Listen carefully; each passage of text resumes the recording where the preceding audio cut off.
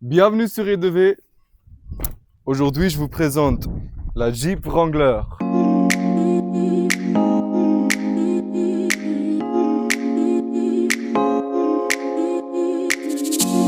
Donc ici, il s'agit d'un modèle 2014, moteur 3.6 V6, bien sûr essence, comme il se faut, boîte auto et beaucoup de modifications. Je pense en ce qui concerne la Jeep Wrangler, il y a presque tout le monde qui la connaît. Elle est adorée par plein de monde parce qu'elle est tellement rigide, tellement capable. Elle est respectée dans le monde entier pour ses capacités d'aller off-road, donc hors route, de grimper sur des montagnes, de grimper même des murs. J'en ai vu qu'on fait ça.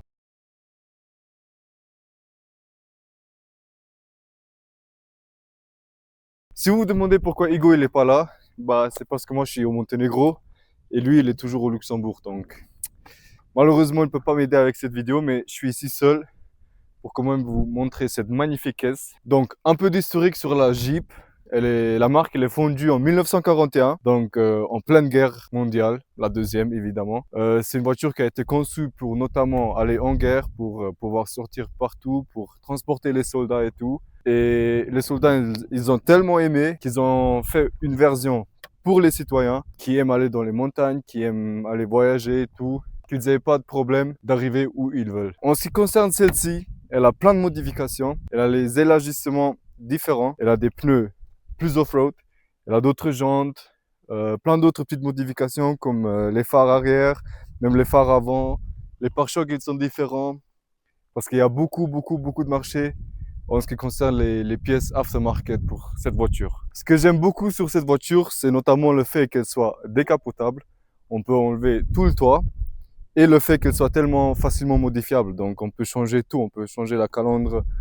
euh, Enfin ok, on peut changer aussi sur d'autres voitures, mais ici il y a 2-3 clips qui la tiennent et on sort. Toutes les vis, elles sont exposées, donc on peut vraiment travailler dessus comme si c'était un Lego. Et le fait qu'il y a beaucoup de pièces aftermarket aussi facilite la vie pour la modifier, notamment pour avoir des meilleures capacités en off-road. En ce qui concerne le design est resté plus ou moins le même depuis le début. Donc des grands phares ronds en avant. Bon, la Willys, elle avait des phares carrés, mais la calandre, elle est restée la même néanmoins et tout. Donc le design, il a vraiment pas beaucoup changé depuis qu'elle est fondue en fait. Il y a la JL, c'est la toute nouvelle génération et même là, on remarque presque pas les différences. Il y a juste un tout petit détail ici qui est différent de l'autre côté aussi et l'intérieur il est un peu différent et tout, mais franchement si on prend une JK, on a déjà tout ce dont on a besoin. Un truc très cool à mon avis, on peut démonter les portes, on peut les enlever avec 2-3 vis et après on a une voiture qui est ouverte mais complètement. On dirait un buggy et je trouve ça donne un petit côté stylé quoi parce que on est libre, on est dans la liberté, on est dans la nature. Et ici, il s'agit d'un modèle sport, donc la base. Elle n'a même pas de vitre électrique. C'est pour tenir la voiture aussi simple que possible. Donc pour mieux enlever les portes et tout si on désire. Franchement, c'est dur de faire la vidéo sans Hugo parce que de base, on est en train de discuter et tout seul comme ça, c'est... Mais bon, on fait ce qu'on peut. Je pense, en ce qui concerne l'extérieur, on a un peu tout vu. Donc là, on va passer un peu à l'intérieur. Donc là, on va passer à l'intérieur et on va commencer par le poste de pilotage, notamment le volant. C'est un volant classique, il est rond. Il y a quelques boutons dessus pour changer le son, pour mettre le régulateur de vitesse. Voilà, il n'y a rien de spécial en fait. Il y a le logo Jeep dessus. Du côté gauche, on a la ventilation. Il n'y a pas de bouton. Il y a un haut-parleur quand même. Voilà, c'est tout de ce côté.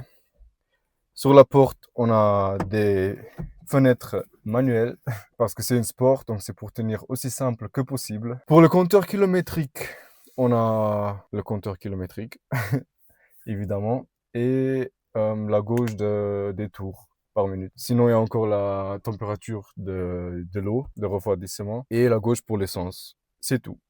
C'est aussi simple que possible, donc voilà. Dans le milieu, on a un petit écran qui est pas d'origine, mais qui a CarPlay et tout ce qu'on a besoin, donc c'est très pratique. Quand on part quelque part, on n'a pas besoin de regarder son portable, pour juste connecter sur cette tablette en fait. En dessous de ça, il y a un petit compartiment où on peut tenir, je sais pas, des pièces ou des petits trucs comme ça. En dessous de ça, il y a la climatisation, 3 petits leviers pour ajuster. Donc, très simple, très sobre.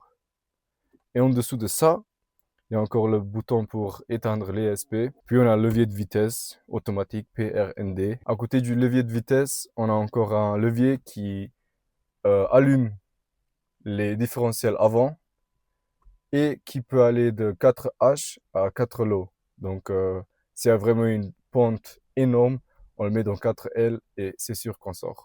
Du côté droit, on a le compartiment, un haut-parleur et c'est tout. Au milieu, on a aussi un petit compartiment où on peut mettre des choses. Par exemple les papiers et tout, donc voilà. Il a un frein à main manuel, donc classique. Et c'est tout en ce qui concerne ici le poste de pilotage. Après, derrière la tête, il y a encore 2 haut-parleurs, ici et ici, et les sièges arrière. C'est vraiment une voiture très, très simple. Il n'y a pas beaucoup à ajouter. Et voilà. Donc là, je vais passer à la conduite.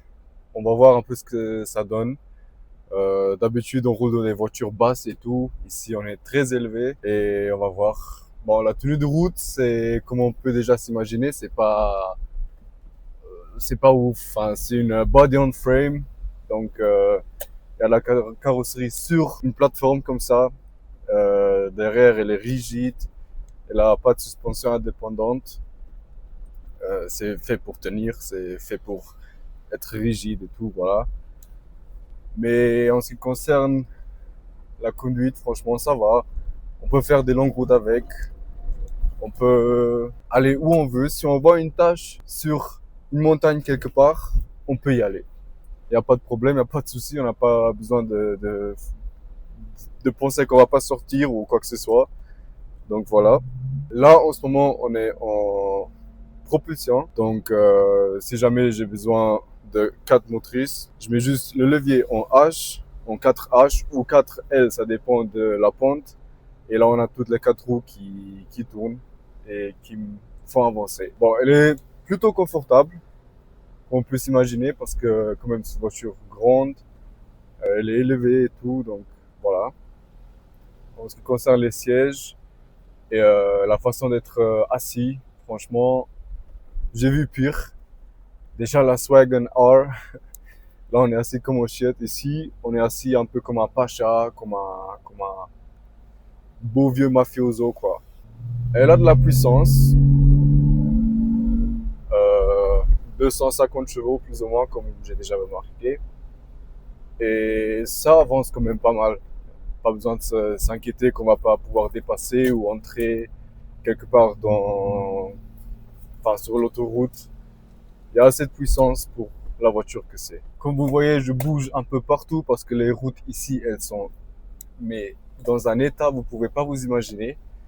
Donc, pour des pays comme ça, une voiture comme celle-ci, c'est parfait. Parce qu'on n'a pas besoin de s'inquiéter qu'on frotte quelque part ou qu'on casse quelque chose. Il y a les grands pneus qui aident aussi. Donc, voilà. En ce qui concerne le volant, je dois dire que c'est pas le volant le plus direct que j'ai touché de ma vie. Genre, il y a beaucoup de mouvements. Mais bon, on peut s'attendre parce que voilà, il y a rien qui se passe, même si je roule pas vite. Mais je kiffe quand même. C'est un délire pour soi-même. Dommage qu'Hugo il est pas là. Je pense que lui il kifferait aussi, mais bon. Il y a des gens qui doivent travailler, des autres ils sont en vacances, donc nique ça. La boîte automatique, elle passe les vitesses assez bien. C'est une boîte Mercedes. On sent un peu quand elle passe les rapports, mais bon, c'est pas grave. Ça dénigre pas, ça. Voilà, comme vous le voyez, ou entendez même, elle fait son boulot comme on s'y attend. Merci d'avoir regardé cette vidéo. J'espère que ça vous a plu, même si c'était une vidéo un peu limitée en ce qui concerne budget. Et désolé d'être seul, Hugo, on t'attend. Si ça vous a plu, laissez un like, laissez un commentaire, abonnez-vous, faites ce que vous voulez. Mais merci pour le support jusqu'à maintenant et on se voit dans la prochaine vidéo, normalement avec Hugo de nouveau. Merci et à la prochaine.